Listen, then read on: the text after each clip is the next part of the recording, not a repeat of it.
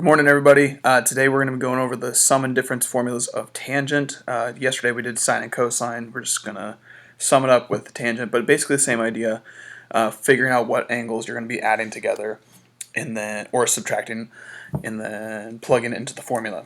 The formula is a little bit more intense just because it has fractions involved, but it's again, hard parts figuring out what angles you're working with, which ones you know, and then plugging it all in. The added difficulty to this is rationalize any denominators that you get,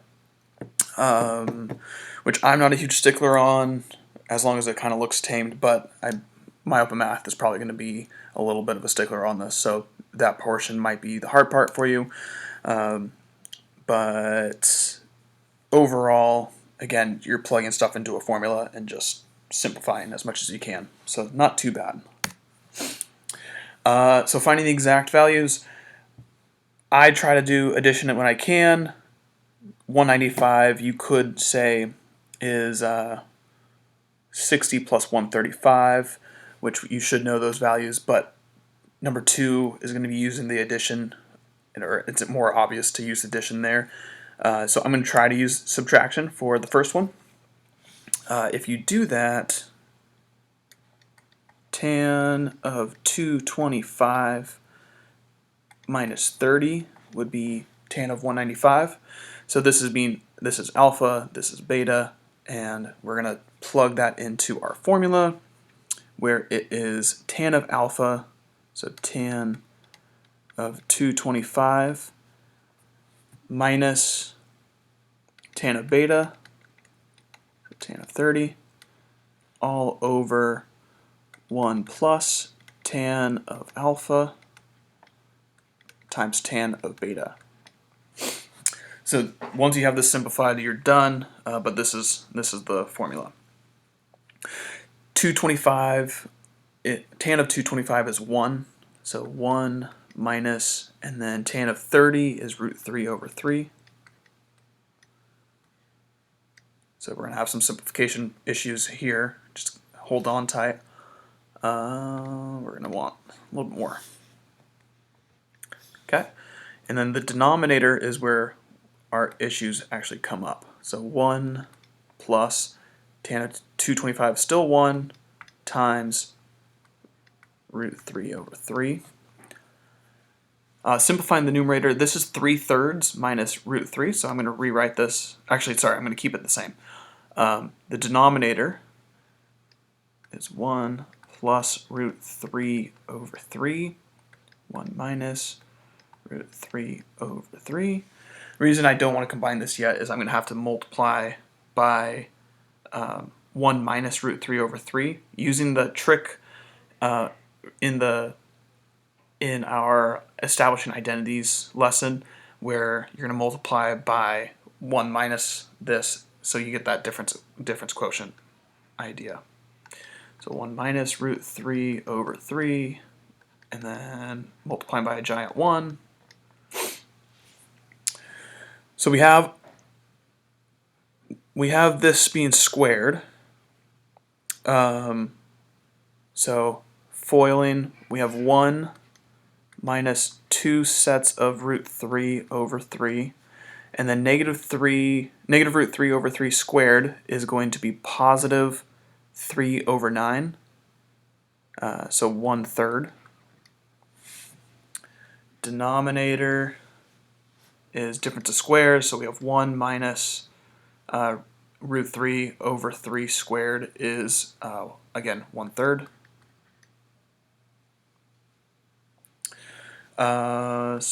Then we're going to take the, I'm going to just go 2/3. And then we have 3/3 here, 1.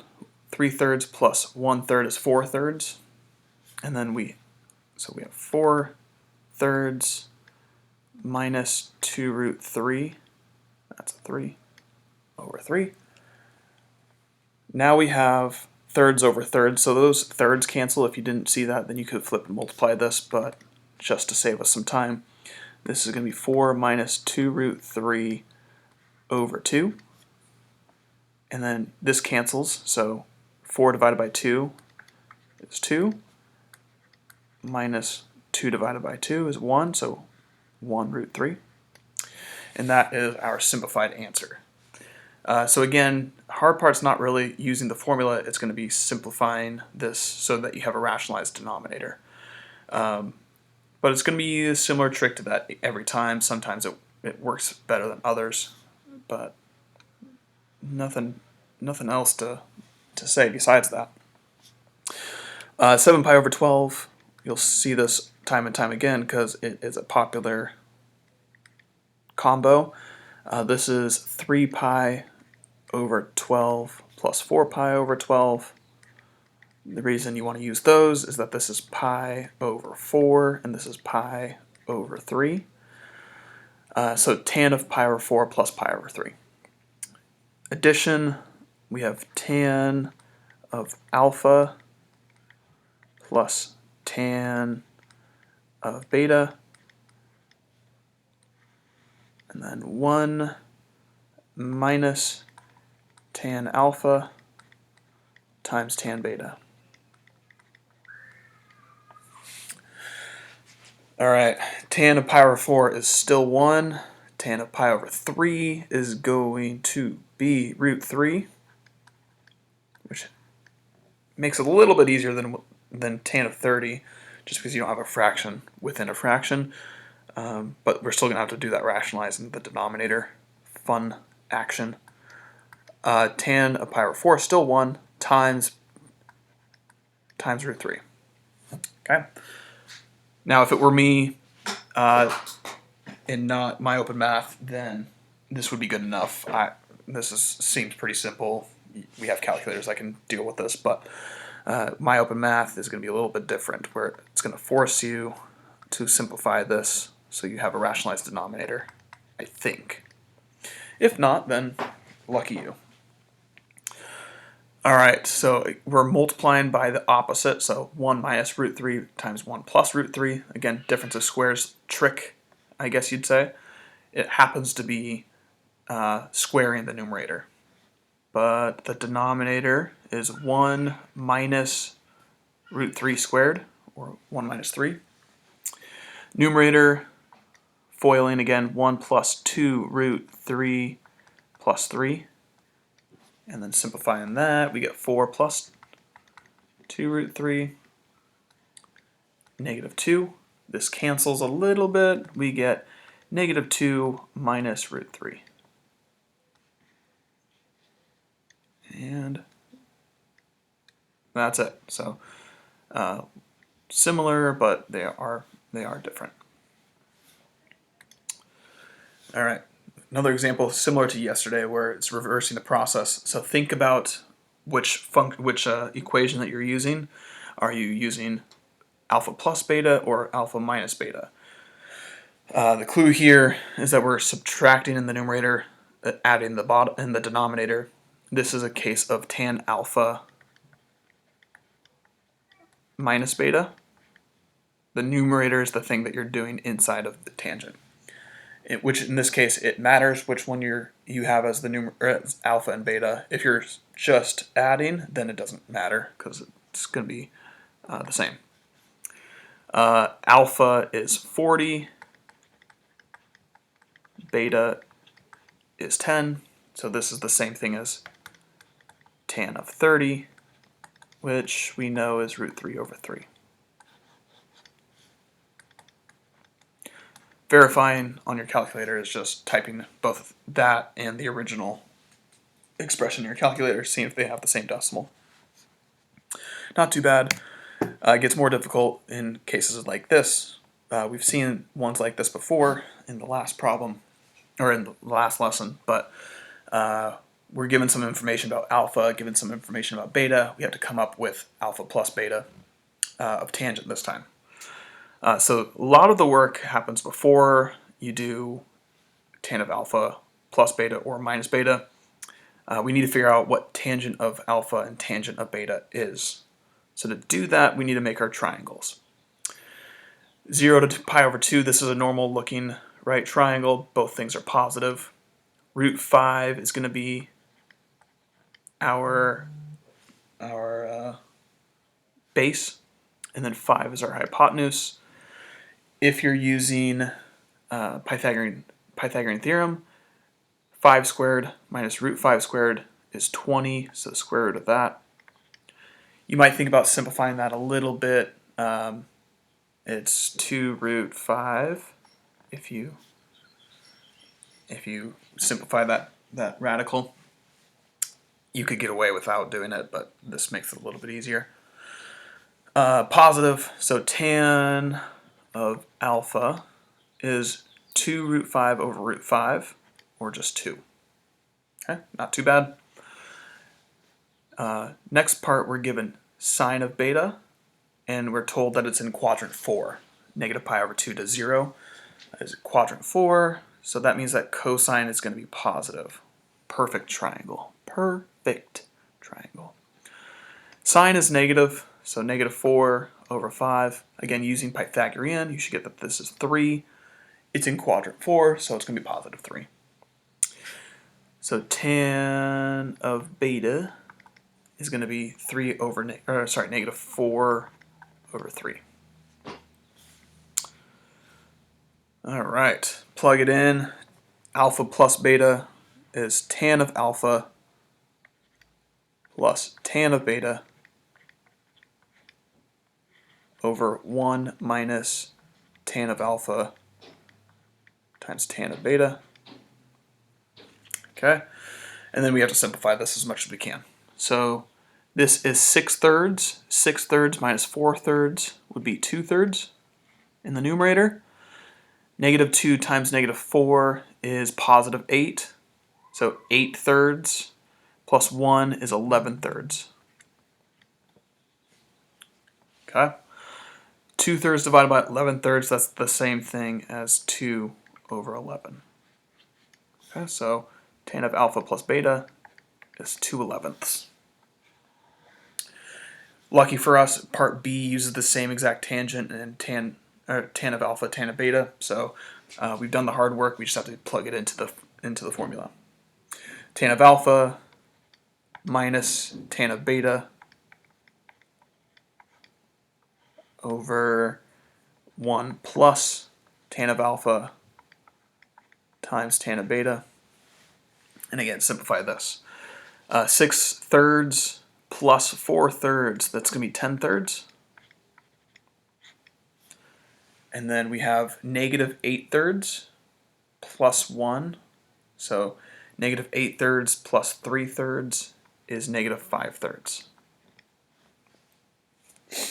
Fractions are your friends, everybody. Make sure you learn them. 10 divided by negative 5 is negative 2. This equals negative 2. 2/11, and you're done. Again, hard part is figuring out the needed information to just plug in to the equation. Number 5 is similar, but this time you're just given one of the angles that you need to subtract. So cosine of theta is 1/4. It's telling us that's in quadrant 4. So our triangle will look like this, where this is theta. Theta is a negative value, but it doesn't matter. 1/4, you can either put 1/4 in 1, or you can put 1 in 4. I prefer whole numbers if I can. Using Pythagorean theorem, 4 squared equals 1 plus, we'll call that b. So 16 minus 1, square root of that is b. And give us some room. All right, so that means that tan of theta is, that should be negative, is negative root 15 over 4. All right, tan, that would be sine. Sorry. Still negative root 15 over 1, which is just negative root 15. Okay? So tan of theta minus pi over 4. Theta is alpha, pi over 4 is beta, and we're doing alpha minus beta. So tan of theta, I'm just going to write it out. We'll replace everything later. Tan of theta minus tan of pi over 4. 1 plus tan theta tan of pi over 4. Tan of theta we just said is negative root 15 minus tan of pi over 4 is 1. Then 1 plus negative root 15 times 1. And we get negative root 15 minus 1. And just to, you'll see why in a second, but I'm going to rewrite this. I'm going to factor out that negative. We have 1 minus root 15. And actually, I'm going to do a couple other things. This is just going to help us in a second, but I'm going to rewrite it as 1 plus root 15. And then 1 minus root 15.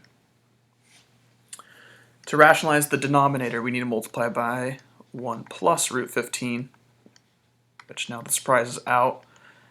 If you rewrite it like this, you're just squaring 1 plus root 15 instead of dealing with that negative. At the end, you'll multiply everything by negative 1, but that's the easy part. So squaring this, we get 1 plus 2 root 15 plus 15. All of that is negative. And then we have 1 minus root 15 squared is 15. So we get negative 16 minus 2 root 15.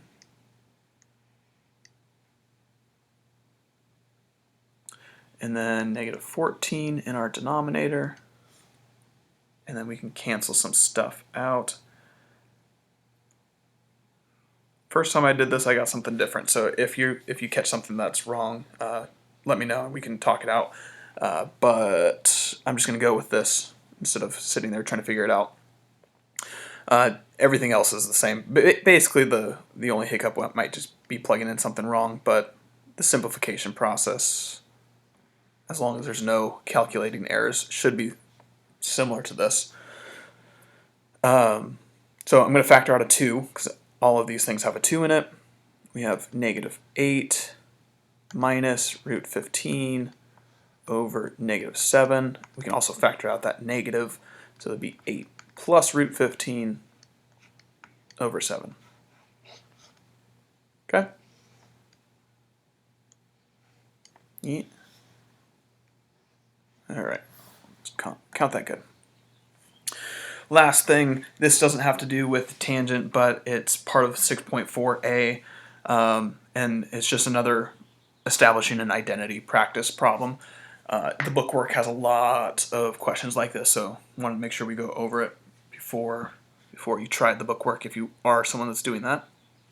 But it wants us to just establish the fact that cosine of pi over 2 plus theta is equal to negative sine of theta.